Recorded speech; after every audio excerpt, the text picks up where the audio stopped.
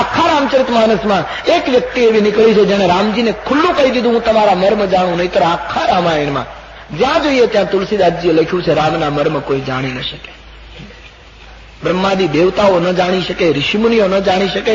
અરે 24 કલાક સાથે રહેનાર પંચવટીની અંદર લક્ષ્મણજી પણ જયારે સીતાજી અને રામે યુક્તિ કરી ત્યારે લક્ષ્મણ હું યહ મર્મ ન જાના. ત્યારે એક ભીલ આજ કહે છે હું તમારા મર્મ જાણું છું. મહાત્માઓએ એક કથા કહી છે કે ગામમાં નૌકા તો ઘણી હતી, પણ બનેલું એવું કે ગઈ રાત્રિએ હમણાં આપણે જોયું કે બધા ચોકી કરતા હતા, રામજીની લક્ષ્મણ અને ગુહ સંવાદ કરતા હતા. એ વખતે ગામમાં જે લોકો નૌકાવાળા હતા એમાંથી અમુક લોકો નૌકા શણગારતા હતા. બધાને ખબર કે કાલે રામજીને સામે કિનારે જવાનું, એટલે બધાને હરીફાઈ થયેલી કે આપણી નૌકા એટલી સરસ શણગારીએ કે પ્રભુ આપણી નૌકામાં પધારે. એવી એક સ્પર્ધા શરૂ થઈ. કોઈ કંઈ કરે, કોઈ કંઈ કરે. એમાં આ કેવટ ગરીબ માણસ, મહાત્માઓ કહે, એની નૌકા જૂની પુરાની. એને એમ થયું કે આટલી સરસ નૌકાઓ તૈયાર થાય, આમાં મારી નૌકામાં રામ ક્યાંથી બેસે? રડી પડ્યો. એની પત્નીએ કહ્યું આપ રડશો નહીં, તમારો પ્રેમ સાચો હશે ને તો બધી નૌકાઓ છોડીને રામ તમારી નૌકામાં આવશે. કહ્યું બરાબર, પણ કદાચ રામ આવશે તો ભગવાનને કોઈ કહેશે કે નહીં આવી નૌકામાં ન હોય, નવી નૌકામાં બેસાડે, આ તો જૂની નૌકા. આવું કહીને આટલી સરસ નૌકામાં આપણી નૌકાનો નંબર કોણ લાગવા દે? બોલે નહીં, હું આપને કહું છું વિશ્વાસ રાખો, પ્રભુ સર્વશક્તિમાન છે. એક ભગવાન સધાઈ જશે તો બધું બરાબર થઈ જશે. એક હિંમત આપી પત્નીએ. બસ એ નૌકાને એમને રાખી દઈ. કહે છે તીર કામઠા લઈ ચોકી કરવા કેવટ જતો રહ્યો. એમાં લક્ષ્મણજી જ્યાં ચર્ચા કરે છે ત્યાં એની ચોકી આવી. એમણે આખો સંવાદ સાંભળ્યો રાત્રિનો. એમાં બે મુદ્દા એમણે પકડી લીધા. એક એ પકડ્યો કે લક્ષ્મણજીએ કહેલું કે રામના ચરણમાં જ પરમાર્થ છે. આ પકડી લીધું. કારણ કે માણસને ખબર છે કે અમારી પાસે સગવડ નથી, કોઈ એવી સ્થિતિ નથી કે અમે કઈ દાન પુણ્ય કરીને પરમાર્થ કરી શકીએ. ત્યારે લક્ષ્મણજીની જે ક્રાંતિકારી વ્યાખ્યા પરમાર્થની કે મન વચન અને કર્મથી રામના ચરણમાં પ્રેમ કરવો એ સર્વોચ્ચ પરમાર્થ આ માણસે પકડી લીધો. કે પ્રભુના ચરણમાં જ જો પરમાર્થ હોય તો એ ચરણ જો પ્રક્ષાલન કરવા મળે અને એ ચરણામૃત જો મને પ્રાપ્ત થાય તો બધો પરમાર્થ હું મેળ. ક્યાં તો ભગવાનના ચરણમાં જો પરમાર્થ હોય તો એ ચરણ પ્રક્ષાલન કરવાનો મને અવસર પ્રાપ્ત થાય તો એ બધો જ પરમાર્થ મને મળે. બીજું, રામ બ્રહ્મ છે આ એને સાંભળ્યું એટલે કે રામનો મર્મ જાણી ગયો કે આ સાક્ષાત બ્રહ્મ છે. રામાયણનું એક પાત્ર એવું દેખાય છે કે જ્ઞાન, ભક્તિ અને કર્મ ત્રણેયમાં પૂર્ણ ઉતર્યું છે. આના જેટલું જ્ઞાન ભલે એને શાસ્ત્રો નથી આવડતા, પણ આના જેવો જ્ઞાની કોણ કહેવાય જે ઈશ્વરનો મર્મ જાણી ગયો? એના જેવો જ્ઞાની કોણ? શાસ્ત્રના મર્મ જાણે એ પંડિત વિદ્વાન કહેવાય, પણ ખુદ પરમાત્માનો મર્મ જે જાણી ગયો એના જેવો જ્ઞાની કોણ? એટલે જ્ઞાનમાં આ માણસ પૂરો ઉતર્યો છે. જેને સ્પષ્ટ કહ્યું હું તમારો મર્મ જાણું છું. પ્રભુના ચરણ પખાડ્યા એટલે ભક્તિમાં પણ પૂર્ણતા પામ્યો અને રામને નૌકામાં બેસાડીને સામે કિનારે લઈ ગયો. એટલે કર્મના સિદ્ધાંતમાં પણ આ માણસ મોખરે ગયો. એક વ્યક્તિ રામાયણની એવી છે જેમાં જ્ઞાન, ભક્તિ અને કર્મ ત્રણેય શિખર ઉપર દેખાય છે. વૈસે બિલકુલ કંગાલ આદમી રહા દિખને में. તો આ માણસે નક્કી કરી લીધું પ્રભુના ચરણમાં પરમાર્થ છે, આ ખુદ બ્રહ્મ છે. એટલે રામજીને કહે હું મર્મ જાણું છું. પણ આ માણસને વિચાર થયો કે પરમાત્માના ચરણ પખાડવાનું તો ત્યારે જ મળે જો મારી એકલાની નૌકા હોય. રામજીને બીજી નૌકા ન મળે તો જ હું ધાર્યું કરાવી શકું. હવે આટલી બધી નૌકા શણગારાય, એમાં મારી નૌકાનો મેળ ક્યાંથી બેસે? પણ એ માણસે બહુ સરસ યુક્તિ કરી. કહે છે સંતો કે ચર્ચા પૂરી થઈ અને ગુહરાજ જતા હતા ત્યારે કેવટે વંદન કર્યા. માલિક, હા આપ 1 વર્ષ પહેલા શિકાર કરવા નીકળેલા, આપને શિકાર નહોતો મળ્યો, હું લાકડાનો ભારો લઈને નીકળ્યો અને તમે મને કહ્યું મને તરસ લાગી છે, પાણી પીવડાવ. મેં તમને જળ પીવડાવ્યું ત્યારે તમે જળ પીને મને કહેલું માંગ. મેં કહેલું તમે માલિક છો, મારે શું માંગવાનું, સેવા કરવી મારો ધર્મ છે, કહે નહીં માંગ. ત્યારે મેં કહેલું યોગ્ય સમયે માંગીશ. આજે એ વચન માંગુ. કહે આજ રામ આપણે ક્યાં મહેમાન છે, એકને બદલે બે માંગ. બોલે બે નહીં એક જ, અને તે પણ મારું પેલું ભૂતકાળનું માંગણું છે તે. હા બોલે માંગ. કહે તો એક વચન આપો. શું?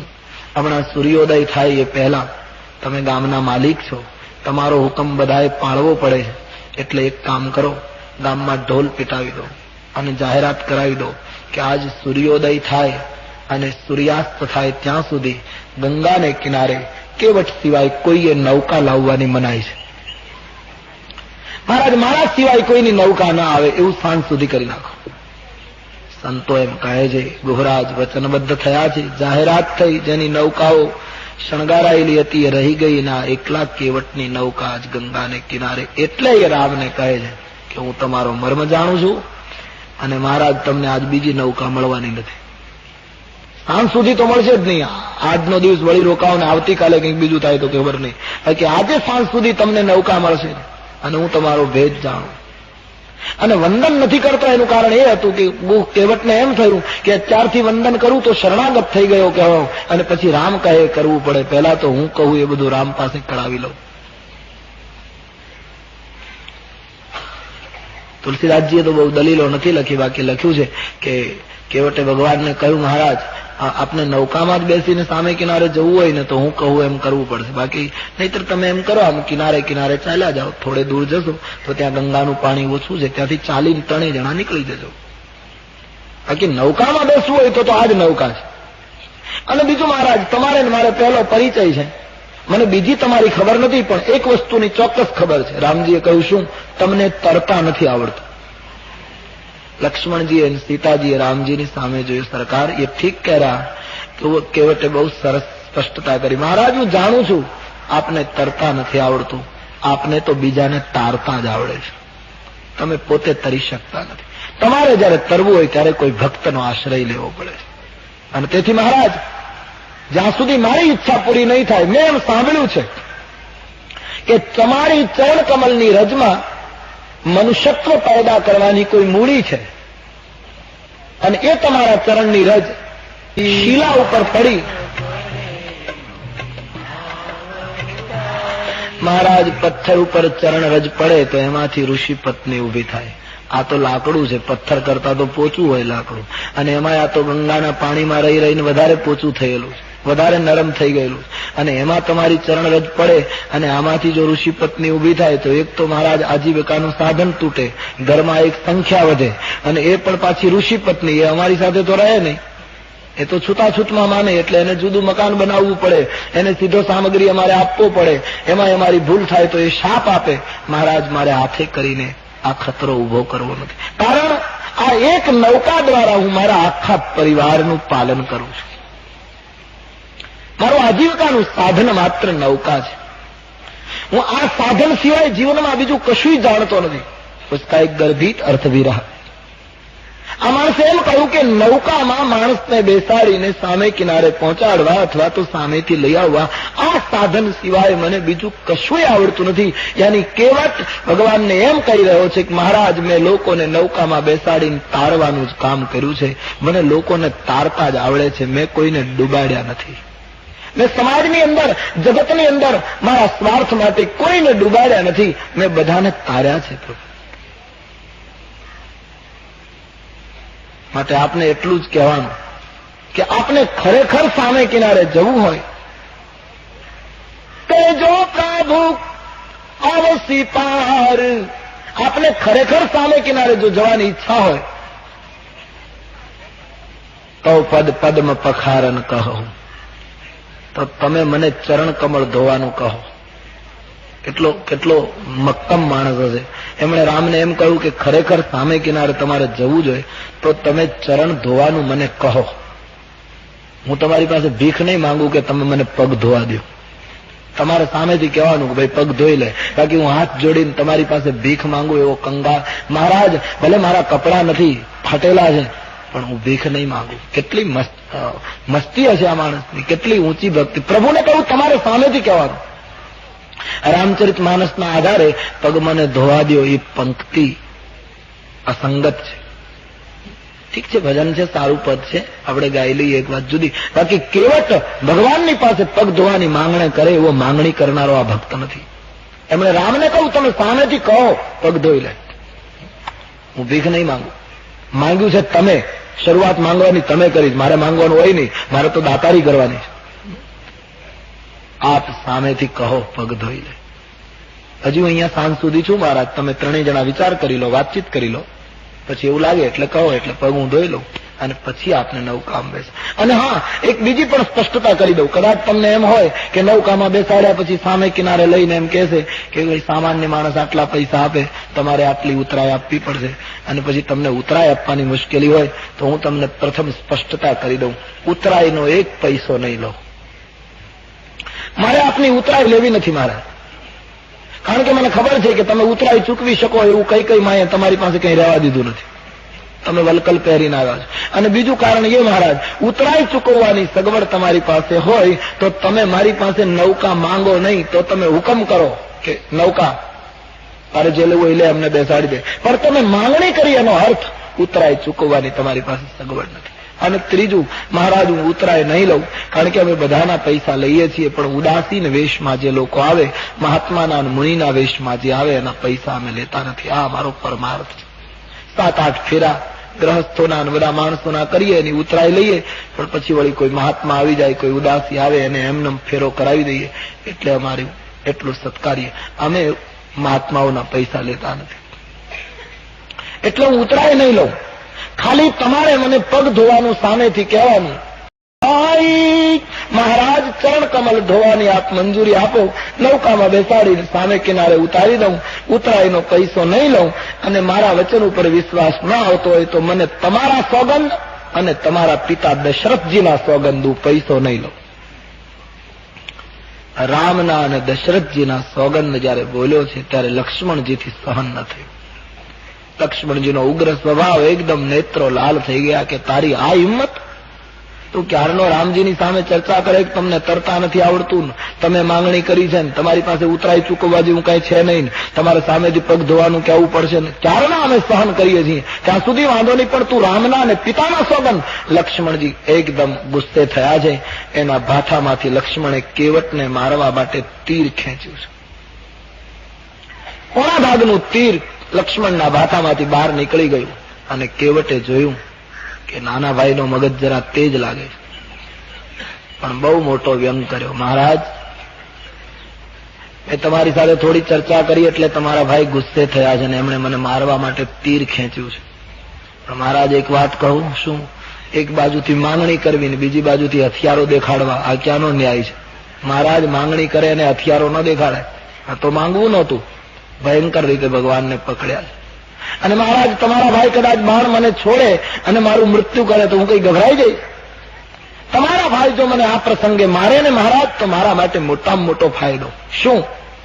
કે જન્મ જન્મ સુધી મહાત્માઓ યત્ન કરે તો એ અંતે તમારા દર્શન ન થાય, એના બદલે સીતારામજી તમે ઉભા હો ને મારું મૃત્યુ તમારા ચરણમાં થાય. બીજું, મરતી વખતે માણસના મુખમાં એક ગંગાનું ટીપું પડે તો માનવીની પેઢીઓ તરે, આજ હું ગંગાને કિનારે મરું, એ મારો બીજો ફાયદો. અને મહારાજ, બધા કરતા મોટો ફાયદો એ કે જો તમારા ભાઈ બાણ મારે ને મારું મૃત્યુ થાય તો પછી મારી પત્ની ને મારું કુટુંબ ને બધા રડતા રડતા આવશે. તમારો સ્વભાવ જરા કોમળ છે એટલે બધા રુદન કરતા હશે, એટલે તમને દયા આવશે, અને દયાને આધીન થઈને બધાને રાજી કરવા માટે મારી સ્મશાન યાત્રામાં તમારે હાજરી આપવી પડશે. મારા અગ્નિ સંસ્કાર સુધી તમારે રોકાવું પડશે. લક્ષ્મણજીએ જે તીર ખેંચ્યું હતું એ પાછું ભાથામાં મૂકી દીધું. લક્ષ્મણજીને થયું આને મારવા જેવું નથી, નહીતર આની નનામી ક્યાંક અમારે ઉપાડવી પડશે, અને બીજું કઈ નહીં, ઉત્તર એનો અગ્નિ સંસ્કાર અમારે કરવો પડશે. ને અગ્નિ સંસ્કાર કર્યા પછી ભીલો એમ કહેશે કે કોઈ બ્રાહ્મણો કે ઋષિઓ તો અમારા ગામમાં આવતા નથી ને એ તો કઈ ક્રિયા કરાવતા નથી, હવે ઉત્તર ક્રિયા તમે કરાવીને જાઓ. એટલા માટે લક્ષ્મણને થયું અહીં જ રોકાઈ રહેવું પડશે. લક્ષ્મણજીએ બાણ પાછું ભાથામાં મૂક્યું. લક્ષ્મણ શેષનારાયણનો અવતાર છે. શેષનાગ, નાગ એ કાળનું સ્વરૂપ છે. તુલસીદાસજી કહે ભક્તિ એનું નામ જે કાળના બાણને પાછું હટાવે. કાળથી પણ જે ન ડરે એ માણસ ભક્તિ કરી શકે. કેટલો શુરવીર હશે અંદરનો કે લક્ષ્મણજીનું ભાથામાંથી નીકળેલું બાણ પાછું મુકાવી દીધું છે. મારું તીર મારગી લખન, મારું તીર મારગી લખન પે, જબ લગી ન પાઈ પખારી ગો, તો લગી ન તુલસીદાસ નાથ, કૃપાલુ પાર ઉતારી ગો, પદ કમલ ધોઈ ચઢાઈ નાથ, નાવ ઉતરા ઈ ચગો. મહારાજ કદાચ લક્ષ્મણજી મને બાણ મારે તો મારી મરવાની તૈયારી છે, બાકી જ્યાં સુધી ચરણ ધોવાની મંજૂરી નહીં મળે ત્યાં સુધી હું આપને સામે કિનારે નહીં લઈ જાઉં. આટલી વીરતાથી કાળની સામે આ ભક્ત બોલ્યો. સુની કે વટકે બેન પ્રેમ લપેટે અટપટે, બિહંસે કરુણા એન ચિતઈ જાનકી લખનતન. પ્રેમમાં લપેટાયેલા, સમજવામાં અટપટાયેલા કેવટના વેણ સાંભળતા ભગવાન રામજી ખડખડાટ હસી પડ્યા. એકદમ મુક્ત હાસ્ય. ભગવાન હસ્યા સીતા અને લક્ષ્મણની સામે જોઈને. કેવટનું નિવેદન સાંભળ્યા પછી ભગવાન હસ્યા. સંતો નિર્ણય આપે છે કે ભગવાન હસ્યા એનું કારણ શું, અને સીતા અને લક્ષ્મણની સામે જોઈને શું કામ હસ્યા? એક સંત કહે ભગવાન સીતાજીની સામે જોઈને એટલા માટે હસ્યા કે ભગવાન સીતાજીને કહે છે, દેવી તમારા જેવી સુંદરી તમારા પિતાએ મને કન્યાદાનમાં આપી, છતાં મેં ખાલી મારા જમણા પગનો એક અંગૂઠો જ એમને ધોવા દીધેલો, અને આ માણસ આપવાનો કાંઈ નથી ને બંને પગ આખે આખા ધોઈ નાખવાનું, એટલે રામને હસવું આવ્યું. અથવા તો એક સંત કહે નહીં, લક્ષ્મણજીની સામે જોઈને રામ હસ્યા હતા. લક્ષ્મણજીને બચપણમાં એવી ટેવ હતી, રામજી જે પારણામાં સૂવે એ જ પારણામાં સાથે સૂવું. જો લક્ષ્મણજીને જુદા સુવાડવામાં આવે તો આખા ઘરને એ જગાડે, ખૂબ તકરાર કરે, ખૂબ રડે. એટલે એક જ પારણામાં બંને ભાઈઓને સુવાડવામાં આવતા બચપણમાં, અને એક પારણામાં સુવડાવે ત્યારે રામના ચરણ જે બાજુ હોય એ તરફ લક્ષ્મણજીનું મસ્તક રાખવામાં આવે, કારણ કે લક્ષ્મણજીને સૂતી વખતે રામના પગનો અંગૂઠો ચૂસવાની આદત હતી. ભગવાનનો અંગૂઠો ચૂસે તો જ નિદ્રા આવે. જે દિવસે અંગૂઠો ન મળે ત્યારે આખી રાત બધાને જગાડે. રામે લખનને કહ્યું, લખન બચપણની આદત યાદ છે, એક અંગૂઠો નહોતો મળતો તો તું આખા ઘરને જગાડતો હતો, આજ તારે તીર પાછું ભાથામાં મૂકી દેવું પડ્યું, કંઈ બોલાય એમ નથી, ના બંને પગ આખા લઈ જવાનું. એક સંત કહે નહીં, રામજી હસ્યા સીતા અને લક્ષ્મણ બંનેની સામે સંયુક્ત રીતે જોઈ, જુદા જુદા નહીં, બંનેની સામે કંઈક જોઈને હસ્યા. એક ભૂતકાળની કથા મહાત્માઓ કહે છે કે રામજી પરણીને જયારે અયોધ્યા આવ્યા પછીથી લક્ષ્મણજીને રામના ચરણની સેવા મળતી નહોતી. સીતાજી જ એકલા પગ દબાવે અયોધ્યામાં. લક્ષ્મણજી શયનખંડની બહાર આમ ફર્યા કરે, સીતાજી એને બોલાવે નહીં, એટલે લક્ષ્મણજીને જતા સંકોચ થાય. આમ તો લક્ષ્મણજીને જમણા પગનો અધિકાર હતો, પણ લક્ષ્મણજીને એમ થાય કે મારી માતાજી મને જુએ છતાંય બોલાવતા નથી, એનો અર્થ એમ થાય કે મારું આગમન એમને ગમતું નથી. અને પછી રામ અને સીતા બંને એકલા હોય ત્યારે મર્યાદા ખાતર પણ ન જવું જોઈએ, એટલે લક્ષ્મણજીને સેવા મળે નહીં અને કમરાની બહાર ફર્યા કરે. આમ ઘણા દિવસે લક્ષ્મણજીનું શરીર સુકાવા લાગ્યું. એક દિવસ રામજીએ પૂછ્યું કે લક્ષ્મણ તને શું થાય છે? ભૂતકાળની કથા. બોલે મહારાજ કેટલા દિવસ થયા મને આપના ચરણની સેવા મળી છે. પ્રભુ આપના ચરણની સેવા ન મળે તો મારા જીવનનો શું અર્થ? મારે જીવવું શું કામ? તો બોલે તું આવતો હોય તો સેવા કરવા. બોલે મારી માતાજી મને જુએ છે છતાંય બોલાવતા નથી. પછી મહારાજ મને એમ થાય કે એમને મારું આગમન નહીં ગમતું હોય, વિવેક ખાતર પણ ના આવવું જોઈએ. લક્ષ્મણ બીજું તો શું થાય, એ પત્ની છે, એનો અધિકાર છે, બીજું તો શું કરું? કહ્યું મહારાજ કંઈક કરો, મને આપના ચરણની સેવા મળે એવું કંઈક થાય. રામજીએ કહ્યું લક્ષ્મણ એક કામ કર, 4 દિવસ પછી હોળીનો તહેવાર આવે છે. કહે હા. અને તને ખબર છે આપણા રાજકુટુંબના નિયમ પ્રમાણે હોળીને દિવસે દિયર અને ભાભી હોળી ખેલે, અને પછી સાંજ પડે ત્યારે વડીલોની હાજરીમાં ભાભીની પાસે દિયર હોળીની જે ભેટ માંગે તે ભાભીને આપવી પડે. 4 દિવસ પછી હોળીનો તહેવાર આવશે, તારે લક્ષ્મણને, શત્રુઘ્નને અને ભરતને સીતાની સાથે હોળી ખેલવાની. અને નિખાલસતાથી જયારે સાંજના પિતાની હાજરીમાં હોળીની ભેટ આપવાનો પ્રસંગ આવે ત્યારે ભરતને અને શત્રુઘ્નને જે માંગવું હોય તે માંગે. તારો વારો આવે ત્યારે તારે ચરણની સેવા માંગી લેવી સીતા પાસે, એટલે મારે વચ્ચે આવવું નહીં, તારું કામ પૂરું થઈ જાય. લક્ષ્મણજી ખૂબ રાજી થયા છે, નાચવા લાગ્યા છે. ભગવાનને બહુ સરસ ઉપાય બતાવ્યો આપે, પણ હવે એક પ્રાર્થના કરું છું, હોળી જલ્દી આવે એવું કરો. કઈ એ તો જેમ આવે એમ આવે. લક્ષ્મણજીએ હોળીના ચાપ શરૂ કર્યા કે જેમ બને એમ જલ્દી હોળી આવે. 4 દિવસ પૂરા થાય છે, હોળીનો સૂર્યોદય થયો, રંગના કુંડો ભરાયા, નિખાલસતાથી હોળી ખેલાવા લાગી. વશિષ્ઠાદિ મહાપુરુષો રાજકુટુંબના સૌ ઉભા છે. રામજી દૂર ઉભા જુએ છે કે અત્યારે ખેલાય છે પણ સાંજે પ્રગટવાની છે. સાંજ પડી, હોળીનો તહેવાર. પિતાજીએ કહ્યું બસ સીતે બેટી જાનકી, ભાઈઓને જે ભેટ જોઈએ તે હોળીને આપી દો, ઉત્સવ બંધ કરો. સીતાજીએ ભરતજીને કહ્યું ભૈયા માંગો, હોળીની ભેટમાં શું આપું? ભરતલાલજી માતાજીને વંદન કરીને માંગે છે, માં એક જન્મ નહીં, જન્મ જન્માંતર સુધી પ્રભુ ચરણમાં અનુરાગ વધતો રહે, આટલું આપો. રામ ચરણની ભક્તિ માંગે છે હોળીની ભેટમાં. પછી શત્રુઘ્નનો વારો. સીતાજીએ શત્રુઘ્નજીને પૂછ્યું તમને શું આપું ભૈયા? શત્રુઘ્નજીએ કહ્યું માં, ભરત ભૈયાએ રામચરણની ભક્તિ માંગી છે તો હું એટલું માંગુ, હું જન્મ જન્મ ભરતના ચરણની ભક્તિ કર્યા કરું. એ રામની સેવા કરે તો હું રામ સેવકનો ભક્ત બની જાઉં. રામતે અધિક રામ કરદાસા. લક્ષ્મણજીનો વારો આવ્યો અને રામ સમજી ગયા કે હવે પ્રગટવાની તૈયારી છે.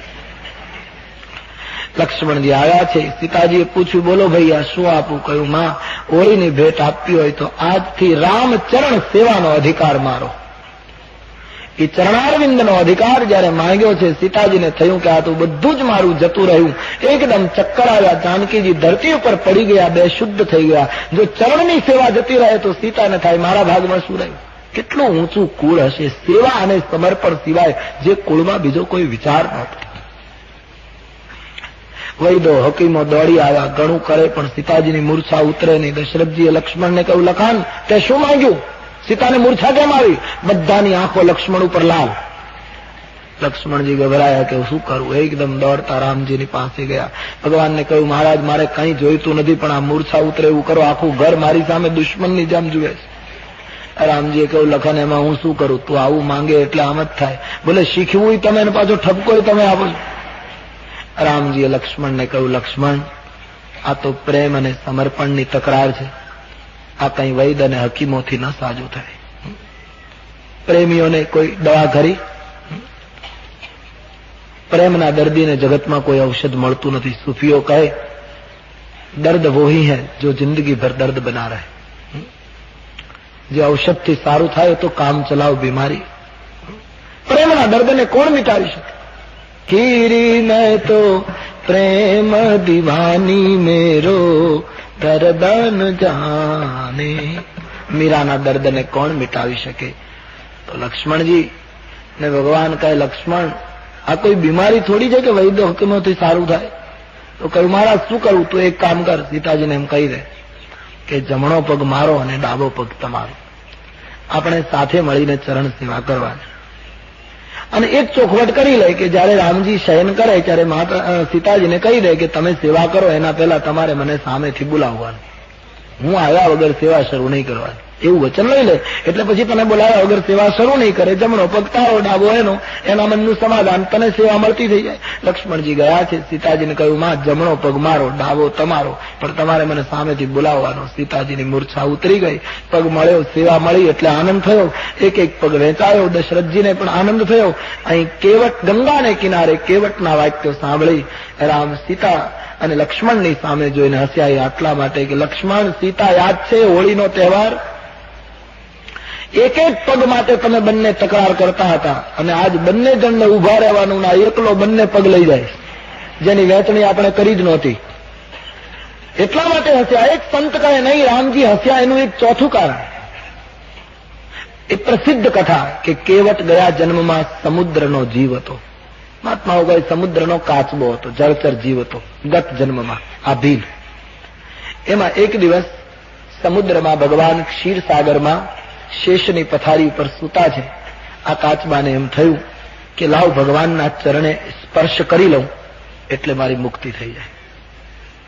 તો શેષની પથારી ઉપર ચડતો ચડતો એ જીવ ભગવાનના ચરણે અડવા ગયો. એમાં શેષનારાયણનું ધ્યાન ગયું. એને થયું કે પ્રભુની નિદ્રામાં આ જળચર વિઘ્ન કરશે, એટલે ફેણ મારી એમણે કાચબાને પાણીમાં ફેંકી દીધો. બીજી વાર એમણે પ્રયાસ કર્યો, બીજી વાર ફેણ ફટકારી પાણીમાં નાખ્યો. ત્રીજી વાર પ્રયાસ કરવા ગયો, જોરથી શેષ ભગવાને એને ફેણ મારી, કાચબો પડ્યો પણ મૃત્યુ પામ્યો. ભગવત ચરણે સ્પર્શ કરવાની ઈચ્છાથી મૃત્યુ પામેલો જળનો જીવ ત્રેતાયુગમાં શૃંગવેરપુરનો કેવટ બન્યો. એને પોતાનો ગયો જન્મ યાદ. એટલે આજ ભગવાનને કહે કે મહારાજ, તે દિવસે આ તમારા ભાઈ લક્ષ્મણજી શેષ હતા અને હું તમારે પગે અડવા આવતો હતો ત્યારે ફેણ મારી મારીને મને પાણીમાં નાખી દીધો હતો, પગે અડવા નહોતો દેતા. પણ આજ બંને પગ હું ધોઉં નહીં ત્યાં સુધી હું તમારો છુટકારો કરું નહીં. એટલા માટે રામ હસ્યા કે લક્ષ્મણ, આ માણસને કેટલું યાદ છે, તને યાદ છે આ કોણ છે? એટલા માટે સ્મરણ કર. કેટલું યાદ રાખ. સાચું ભણતર જ આ છે. અંત સમયે જે કામ આવે, જીવનના મહત્વના પ્રસંગે મને ને તમને હળવા બનાવે, એ ભણતર. આજે મેં ફરી વાર કહું, આજે માણસોને પદવી મળે છે, ડિગ્રી મળે છે, વૃત્તિ કેટલા લોકોમાં આવે છે. ડિગ્રી મળે અને વૃત્તિ નિર્માણ ન થાય તો શું કામ? બધું ભણવું જોઈએ, ભણ્યા વગર ચાલે જ નહીં આજ. પણ ભણતરની સાથે માણસમાં જો વિવેકનું જાગરણ ન થાય, માણસમાં ભાવ ન જન્મે, શું કરવાનું? નાની એવી જિંદગી, બધું તમે મેળવી લો, પણ જે પામવાનું છે ન પામી શકીએ તો શું ભણતર? પિંગલ સર્વ વ્રથાય ડિંગલ, જૌન ભયો નર આત્મજ્ઞાની. બધું ભણ્યા, એમે તક પાસ હોય, ઉત્તમ અભ્યાસ હોય, ખાસ હોય, સુજન સપૂત ખાનદાન કા. કેટલું ભણ્યો હોય કવિ કહે, એમે તક પાસ હોય. એ કાળમાં લખાયેલી કવિતા. જયારે આ ભણતર એમએ સુધીનું બહુ મોટું ગણાતું હતું. એમે તક પાસ હોય, ઉત્તમ અભ્યાસ હોય, ખાસ હોય, સુજન સપૂત ખાનદાન કા. ખાનદાન હોય, ખૂબ ભણ્યો હોય, कर्नल कप्तान होय, जत्रल जुवान होय, फौज की कमान होय, तोरण तूफान का. ऐसे इजनेर होय, मापगिरी मेर होय, उसमें कला बोतेर होय, वाकिफ कुरान का. सुखद स्वभाव होय, दिल दरियाव होय, लेकिन पिंगल बचाव अंत बने नहीं प्राण का. गમે તેટલો માણસ આગળ ગયો, જીવન જીવતા જો ના આવડ્યું, જીવનના રહસ્યને જો મેળવી ન શક્યો તો શું? ધન્ય છે આ જીવ, કંગાળ છે, બિલકુલ નિરક્ષર છે, પણ પોતાનો ગત જન્મ યાદ રાખીને આજ પ્રભુને કહે છે હું છોડીશ નહીં. એટલા માટે રામજી હસ્યા. રામાયણકારે લખ્યું કે ભગવાને સામેથી કહેવું પડ્યું, બેગી આની જલ પાવ પખારું, જલ્દી કર ભાઈ, જળ લઈ આવ, અમારા ચરણ ધોઈ લે, હો તો વિલંબ ઉતાર પારું. જલ્દી કર. કેવટને મંજૂરી મળી, કેવટ નાચવા લાગ્યો છે. પરમાત્માએ મંજૂરી આપી દીધી, જળ લઈ આવ, પગ પખાડી લે. સામેથી રામને કહેવું પડ્યું, માંગ્યું નહીં. આપણી નૌકામાં રામ બેસવા રાજી થયા, સામેથી ચરણ ધોવાની મને મંજૂરી આપી, જલ્દી કર. પત્ની આનંદ ગયેલી, આખું નામ જમા થયું. સંતો એમ કહે છે, એ વખતે કેવટની પત્નીની આંખમાં આંસુ આવ્યા. એને એમ થયું કે આપણે ગરીબ માણસો, આપણા ઘરમાં સોના ચાંદીનું પાત્ર હોત તો પ્રભુના ચરણ સોના ચાંદીમાં ધોત. આવો પ્રસંગ હોય ને ત્યારે ગરીબ માણસોને લાગી આવે, આપણે ગરીબ છીએ એટલે આવું પાત્ર તો આપણી પાસે નથી. ગરીબી ભૂંડી ચીજ છે. ભગવાન કરે જગતમાં ક્યાંય ગરીબી ન રહેવી જોઈએ, પણ જયારે હોય છે ત્યારે પ્રત્યેક વ્યક્તિની ઈમાનદારી પૂર્વક ફરજ છે, જેની પાસે જે હોય એનું યોગદાન કરે. ગરીબી કાઢવાની જે લોકો વાતો કરે છે, રામરાજ્યની જે લોકો ઘોષણા કરે છે, એ લોકો કઈ નહીં કરી શકે. મારે नहीं, તમારે उठવું પડશે. मैं सारे भारतवर्ष में घूमता हूं, मेरा अनुभव है कितनी गरीबी लगी हुई इस देश में. थोड़ा समय पहला ओरिस्साમાં ફરતો હતો, એક પર્વતાળ પ્રદેશમાં. આ દેશની 18 વર્ષની 20 વર્ષની બેન બેટીઓને પહેરવા કપડા નથી. એક કુટિયામાં હું ગયો અને એક બેનની સાથે મારે વાતચીત કરવી હતી. તો એ બેન ઘાસનો એક પૂળો લઈને પોતાના શરીરની આડો રાખીને મારી સાથે વાત કરતી. પહેરવા કપડા નહોતા. અંગને ઢાંકવા માટે ઘાસ આડું રાખે.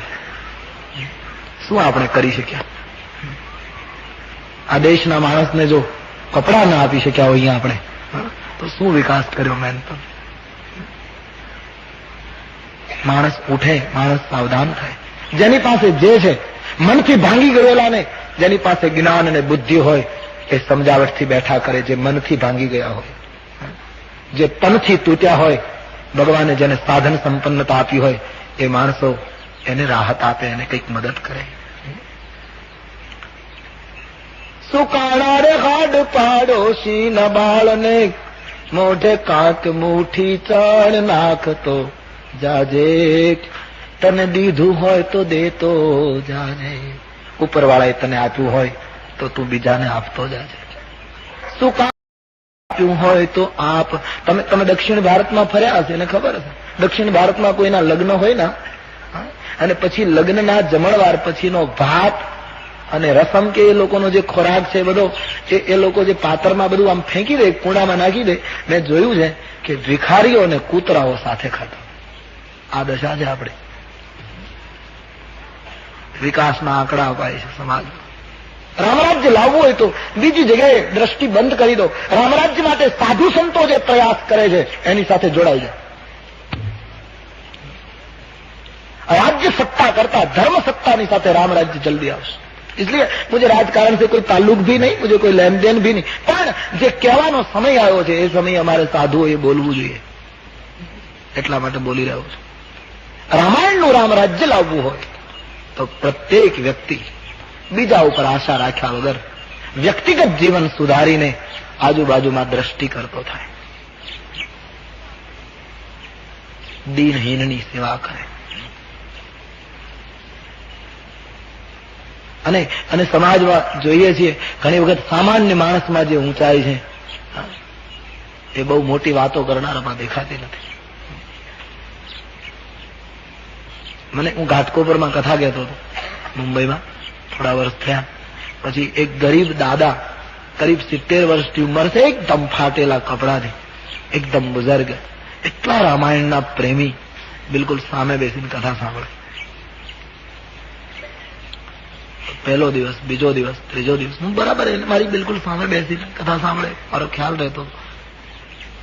પણ એટલા ભાવથી એ કથા શ્રવણ કરે. ચોથે પાંચમે દિવસે એમણે મને એક દિવસ ગાડી પરથી નીચે ઉતરતો તો મને કહે એક વિનંતી કરવી. મેં કહા ક્યાં દાદા? બોલે તમે મારે ઘરે આવશો? મેં કહ્યું બાબા હજી તો 9 દિવસ 4 દિવસ બાકી છે ને, આપ પાછી મને યાદ કરાવજો, હું જોઈશ. આવું મેં કહ્યું. પછી સ્વાભાવિક છેલ્લા દિવસોમાં ગીર્દી વધતી જાય અને પછી એ બધું એને જોયું કે આમાં મારો નંબર ક્યાં લાગે, એટલે એને મને યાદ આપવાનું બંધ કરી દીધું. પણ એ મારી સામે રોજ બેસતા હતા એટલે હું એને જોઉં એટલે પેલું મને સ્મરણ થાય. જે દિવસે પૂર્ણાહુતિ હતી સાંજના, એ દિવસે સવારની કથા પૂરી થઈ એટલે 12 વાગે મારી બાજુમાં એક આચાર્ય શ્રી પાઠ કરતા હતા રામાયણજીનો. એને કહ્યું પેલા દાદાને જરા બોલાવી લો. એટલે એમને બોલાવીને સ્ટેજ પાસે રાખ્યા. મેં એને ઓચિંતા કહ્યું કે દાદા આજે સાંજના પૂર્ણાહુતિ છે એટલે હું 3 વાગે કથા મંડપમાં આવું એના પહેલા 5 મિનિટ તમારે ત્યાં આવી જાવ, પછી હું જતો રહીશ. આપ સરનામું આપો, અમે અમારી મેળાએ પહોંચી જઈશું. એક બાજુ એની આંખમાં પ્રેમના અશ્રુ હતા, હર્ષ હતો. અને ઓચિંતા મેં એને કહ્યું એનું એને થોડું દુઃખ પણ હતું. સરનામું આપ્યું. અમે 2:30-3 વાગે એ ઘાટકોપરના એક ગરીબ ગંદા લત્તામાં ગયા. શિવાજીનગર કેવું કંઈક કહે, બધી ઝૂંપડીઓ. એકલો આ બુઝર્ગ વિધુર પુરુષ એક નાની એવી ઝૂંપડીમાં, એક પાણીનું માટલું, એક નાનો એવો ચૂલો, એકાદ બે થાળી, એકાદ પ્યાલો, એક ફાટેલી ચારપાઈ તૂટેલી, એના ઉપર એકાદ ગોદડું કઈ એવું, અને બિલકુલ કંગાળ દશા. પગ મૂકતા આપણી આંખ ભીંજાઈ જાય. અમે અંદર ગયા. એ માણસને શું કરવું એની કઈ ખ્યાલ નહીં, શું કરવું. અમે એના ખાટલા ઉપર બેઠા. મેં કહ્યું દાદા બીજું કઈ કરવાનું નથી, આપ હું અહીંયા આવી ગયો, મેં આ પાડી હતી એટલે આપ થોડું જળ આપી દો કાં તો કઈ. એને 2-3 એલચીના દાણા કાઢે. અમે એલચી લીધી. મેં કહ્યું તમે પછી મારી સાથે ગાડીમાં બેસી જજો કથા સ્થાન સુધી. करीब मैं न भूलता हूं तो 7-8 साल हो गई. એમણે એક ચીંથડીમાં એક રૂપિયો રોકડો બાંધેલો એ છોડ્યો. જયારે જયારે પ્રસંગ કહું છું ત્યારે માણસ મારી સામે દેખાતો હોય છે. એ રૂપિયો એમણે પગમાં મૂક્યો, ભેટ ધરી અને રડી પડ્યો. મેં કહ્યું દાદા તમારે કઈ આપવાનું ન હોય, તમારે તો આશીર્વાદ આપવાનો હોય. પણ બહુ રડી પડ્યા એ વડીલ.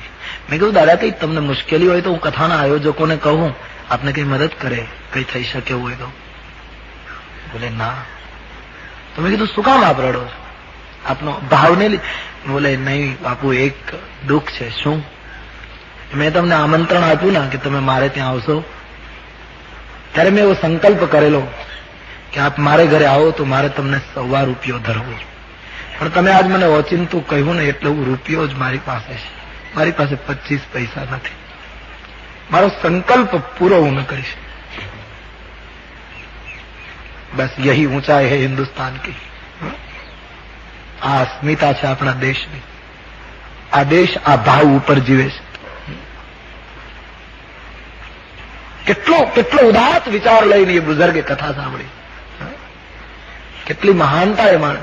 मैं सतत घूमता रहता हूँ, इसलिए ऐसे अनुभव जब जब होते हैं तब मैं देखता हूँ कि आ देश अंदर થી કેટલો કેટલો મહાન. બાકી જે વાતો કરે છે એ લોકોના જીવન સાવ ખાલી પડ્યા છે, લુખા પડ્યા છે, ભીતર કુછ નહીં. અસ્મિતા તો હૈ કુટિયાઓ મેં. અને એટલા માટે અમારો રામ 14 સાલ સુધી કુટિયાવાસીઓની સાથે વેદ વચન મુનિ मन यगम हे प्रभु करुणा ऐन वचन कीरा. कितने मैं आपको मिसाल दूं. મેં હમણાં અમારે સૌરાષ્ટ્રમાં રાણપુર ગામ છે ત્યાં કથા કહેતો હતો અને મુંબઈથી એક વેપારી કથા સાંભળવા આવેલો.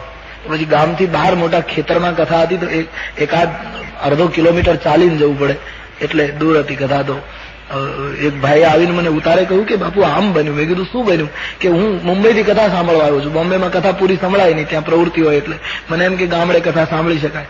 તો હું ઉતાવળે 3 વાગ્યાની કથામાં જલ્દી આગળ જગ્યા લેવા માટે દોડતો આવતો હતો. મારી ચપ્પલની પટ્ટી તૂટી ગઈ. એટલે પછી રસ્તામાં એક મોચી છત્રી લઈને બેઠો હતો ફાટેલ. એ રાણપુરની બનેલી ઘટના મેં આપકો. એની પાસે મેં મારી ચપ્પલ આપીને કહ્યું દાદા જલ્દી સાંધી આપો ને, કથામાં મોડું થાય. પછી દાદાએ સાંધી આપી. અને પછી એવું મુંબઈ વાળાને રૂપિયો આપવો શું મોટી વાત, એટલે એકદમ રૂપિયો પેલા મોચીને આપ્યો. તો પેલા મોચીએ કહ્યું તમે ક્યાંથી આવો? પછી એ માણસ મને કહી ગયો કે આવું બેન એ મુંબઈનો ગ્રાહક. તો કહ્યું કે હું મુંબઈથી આવું છું દાદા, કથા સાંભળવા આવ્યા છું. ત્યાં મુંબઈથી છે કે અહીંયા કથા સાંભળવા? બોલે હા પૂરી કથા સાંભળવી હતી એટલે અહીંયા આવ્યો. અને કહે છે કે બસ એ સાંભળતા મોચી રડી પડ્યો. કેમ? બોલે 1 વર્ષ પહેલાથી અમારા ગામમાં જાહેરાત હતી કથા થવાની છે, કથા થવાની. કેટલી ઉમ્મીદ હતી કે આખી કથા હું પણ સાંભળીશ. પણ શેઠજી હું ગરીબ છું, મજૂરી ન કરું તો બાળકો ભૂખ્યા રહે, કથામાં કેમ આવું? 4 બાળકો છે, પત્ની છે. આમ તાંકા ટેવા કરું બજારમાં બેસીને, ત્યારે 2-5 રૂપિયા મળે એમાંથી દાણા અનાજ લઉં છું. આજ ગામના પાદરમાં ગંગા આવી ત્યારે અમે ગરીબ લોકો સાંભળી શકતા નથી. પણ એક વસ્તુ આપને કહું શેઠજી, શું કે હું કથા સાંભળી નથી શકતો, પણ મુંબઈથી કથા સાંભળવા આવ્યા હોય અને કથાના મંડપે જતી વખતે એના ચંપલની પટ્ટી તૂટે તો એના પૈસા લઉં તો મારી સંસ્કૃતિને કલંક લાગે. હું રૂપિયો નહીં લઉં. એ માણસે રૂપિયો પાછો ફેંકી દીધો. આ અસ્મિતા છે આ દેશની, આ ગૌરવ છે આ દેશ. એ નાની નાની વાતો ભારત નિર્માણ કરે છે. મારો કહેવાનો મૂળ આશય છે જયારે આવી પરિસ્થિતિઓ આપણા સમાજમાં રહેલી છે ત્યારે જેની પાસે જે હોય એનું યોગદાન કરે. સમયને સાચવી લેજો. કાળ કોઈની રાહ જોતો નથી. આજ સમય છે, કાલ ક્યાં હો ક્યાં પતા. તનથી મનથી ભાંગી ગયા હોય અને બેઠા કરો. આ આજના કાળની જરૂરત છે. અને એ પણ કોઈ ઉપકાર કરીએ છીએ એમ નહીં, ઈશ્વરે મને આપ્યું છે, મારી ફરજ થઈ જાય. કાયમ દિવસ નથી રહેતો, રાત તૈયાર ઉભી છે. દિવસના અજવાળામાં કુછ કર લો, કુછ કર લો. કરેલું મારું ને તમારું છે, બાકી બધું જતું રહે. આવા પ્રસંગોએ ગરીબીમાં પડેલા લોકોને અસર થાય છે. કેવટની પત્નીને થયું આજ સોના ચાંદીનું પાત્ર હોત તો પ્રભુના ચરણે માધો, પણ આપણે ગરીબ છીએ, રોને લગી. પતિને કહેવા લાગી, એક તાંબાનું પાત્ર છે, લઈ લઉં. એનો પતિ કહે, નહીં, તું એવી ચિંતા નહીં કર, પાત્ર મારી પાસે છે. અરે બોલે કે કયું પાત્ર? બોલે મારી નૌકામાં લાકડાની જે કાથરોડ છે ને, પાણી ભરાય ત્યારે ઉલેચવા માટે, એમાં કયું કે લાકડામાં પ્રભુના ચરણ ધોવાય? કેવટે બહુ સરસ જવાબ આપ્યો કે સાંભળ, પ્રભુના ચરણ ધોવા માટે પાત્રની જરૂર નથી, પાત્રતાની જરૂર છે. તમે કયું પાત્ર વાપરો છો એની જરૂર નથી, તમારી પાત્રતા કેવી છે એની જરૂર છે. દુર્યોધન કો મેવા ત્યાગ્યો, સાગ બિદુર ઘર પાઈ, સબસે ઊંચી પ્રેમ સગાઈ.